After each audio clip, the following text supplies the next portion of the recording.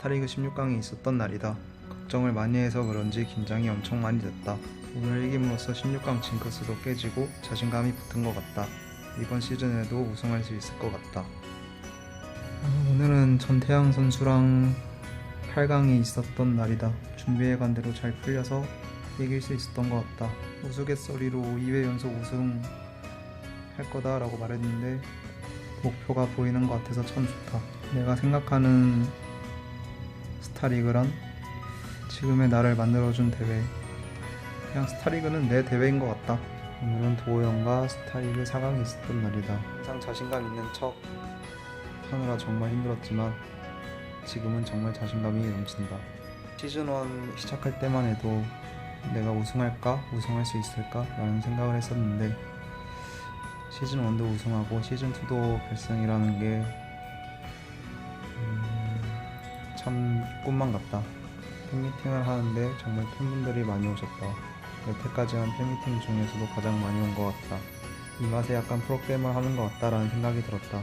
정말 행복했던 날이다. 스타리그 결승전이 있는 날이다. 정말 안 갈 것 같은 시간이 정말 빨리 갔다. 준비는 완벽해서 내일 질 것 같진 않다. 스타리그에선 아직 한 번도 지지 않아서 내일도 안 질 것 같다. 그래, 앞으로도 지지 않을 것 같다. 2회 연속 우승을 너무 하고 싶다. 영우의 일기 끝.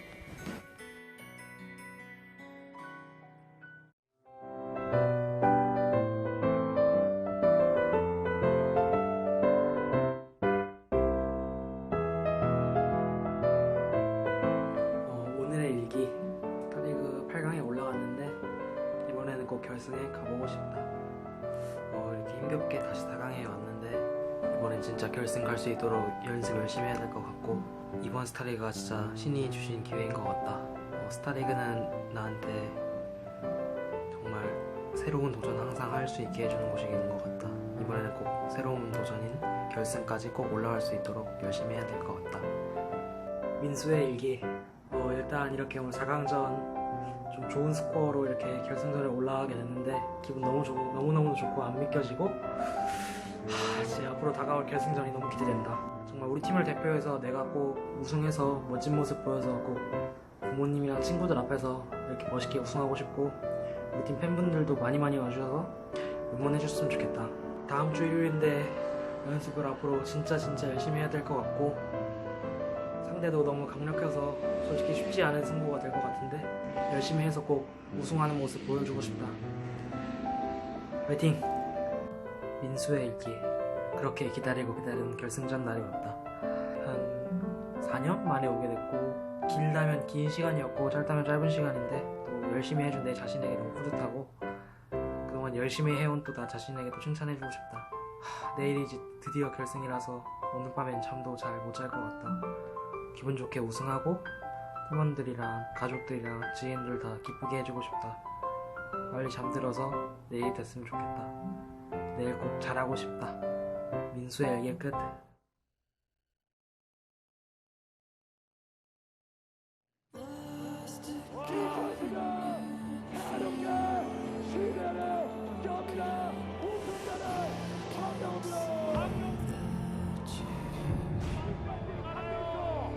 맞습니다. 잘하시죠. 이거 다 죽겠습니다. 강민수 넘치랍니다. 2회 연속 결승 진출을 눈앞에 두고 있는 강명우입니다. 결승 진출한 전신 우승자 박명우 선수. 실 우승자 복수하러 갑니다. 강민수.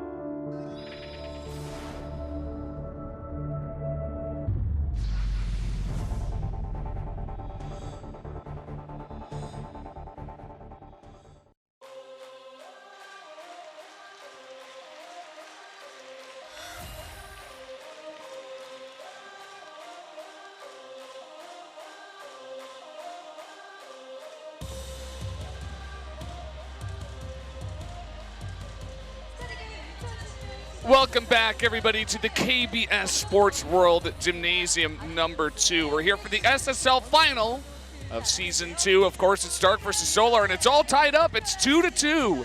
really, really close finals so far. That's right. If you want to come down here, you better hurry because ZVZ could end very quickly. Even though we're tied up 2-2, it could go into. Oh my God! Oh! What? Who's Oh, that? Bjorn came to the finals. We're gonna interview him. Let's see what he has to say. I was gonna say something else, but I don't even want to anymore. 24 hours since you've lifted the GSL trophy. How do you feel? Remember, cross finals. Hasn't even been a day. All the fans keep congratulating me. Feels really great.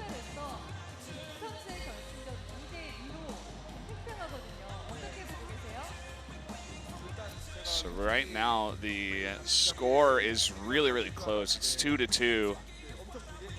How do you feel? He said, I felt like Solar would actually lose or be behind early on. So I'm really excited that it's, you know, turned out to be a good series. So in set 5, though, who do you think is going to win that one?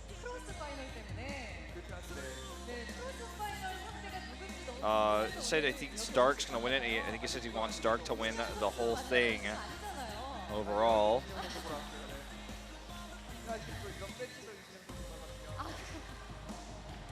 I came here to watch Innovation, jokingly he says, as they have that special relationship no one really understands on Twitter. But the joke continues, he wore his pen. So he would like to face Dark in the cross finals, which is part of the reason why he is rooting for him. So as a recently crowned champion, what would you like to say to the two players? So it's my break today. I didn't know if the finals was going to be that fun. I didn't think it would be. But actually, it's better than I expected because these two players are neck and neck. The score is 2-2. But he still is hoping that Dark takes it. Beyond the legend, the only player in 17 years of StarCraft history to have ever won a final teamless. And he was there as well, teamless. He was the first to make the finals, and then he won it. Like, what?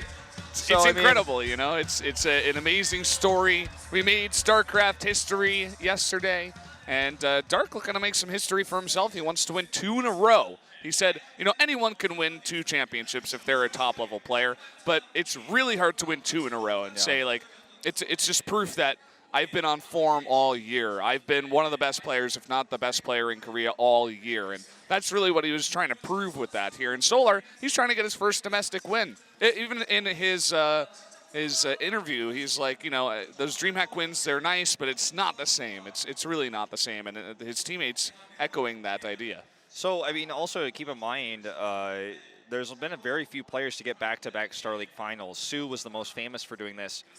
Biel also, GSL and SSL, making 2 finals in the same time period. That's less impressive, actually, than getting to one and then getting to the next one. Being in both Star Leagues at the same time means you're on form at that exact moment. But being on form over and over again, like that's what Dark said, like you were just mentioning, winning 2 in a row is huge. Getting to 2 finals in a row is crazy in itself. And really, the only people who've really done this consistently, getting back-to-back Star League wins, are MVP and Nesty, both with 4 GSL titles. No one has ever gotten 5 Star League wins in StarCraft 2. It's never happened before. And Dark's trying to get that second one, you know, to get closer and closer. As we now go into Apotheos, it's obviously 1 game apiece on this 1-0 for Solar, 0-1 for Dark. I think the more significant thing is that they've only played 1 map. This because this map is often banned or put low priority, but Solar put it very high today. I think second, actually, next to the first map he chose there. No, it was Frozen Temple, and then he did Galactic Process and Apotheosis. So it's kind of why we get this order. Dark putting Galactic Process and then Apotheosis right at the bottom in that order. So we're about to be jumping into this map. I feel like Solar should be pretty confident after that last win, especially going into this map. And Dark, you could see a little bit of his confidence has been taken away. But guys, we are going to be jumping into game number 5 right now. Dark versus Solar on Apotheosis. No time like the present.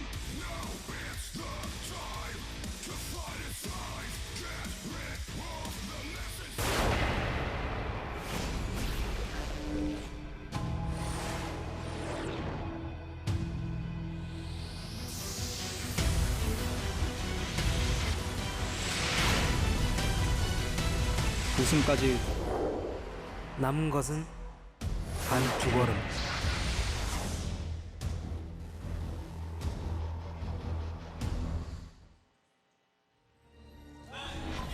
Here we are on Apotheosis for set number 5 of this ZVC Grand Finals. And down in the bottom right, in the red, from SK Telecom T1, it is Dark.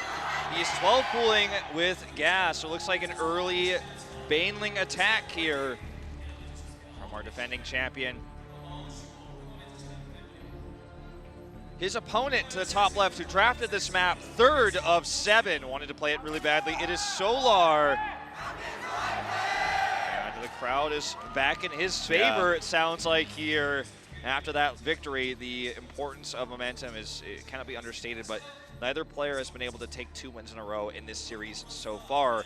And a drone scout here is so important. Oh, yes, it is. He needs to get that defense up really quickly because he did go for the hatch first into the pool.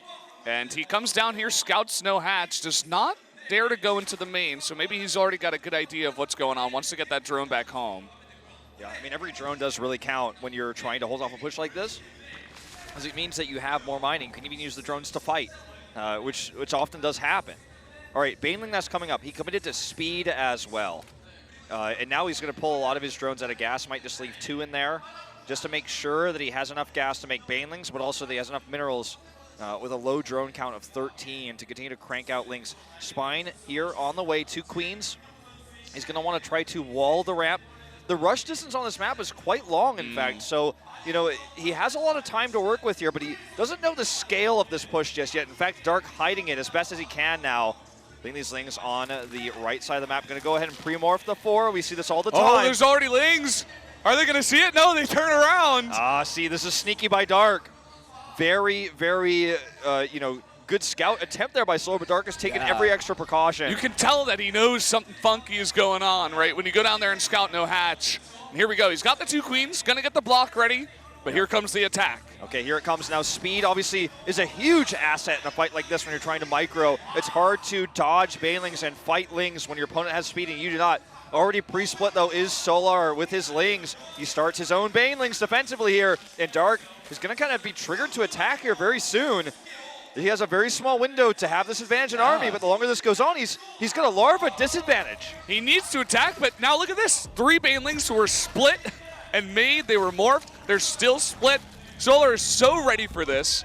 He's got 4 Banelings actually. And Dark, I mean, he's transitioned back into drones. He's going to take the gold base, and he does have control of the map. As you were saying, this is a very long rush distance on this map, so you know he knows that he can't kill Solar here. He's not even going to try. He just needs to keep him in his base and take that gold. Now, Solar does have the better worker count, so even with the gold for the time being, he will have much better mining. And he has better saturation, but I mean, he is mining so much more right now. Now, this scout is really important because he wants to see if there's a lair coming up or not. He also wants to see the drone count. He does not see if there's a lair, so good block. But he gets a good idea. He's like, okay, I'm in, you know, what he really learns is I'm in more serious trouble than I thought. Solar is droning hard. You know, even though I continued to be outside of his base, he got confident with those Banelings. He kept making drones. He knows he's down big time in Harvesters. He knows, you can even click on the patch and be like, man, he's had this hatch a long time. Yeah. It was an early hatch. And for Dark, I think he needs to take every risk in the book. Perhaps even take a 3rd base here with the army that he has to support that. Okay, gonna try this. That's so too risky. close.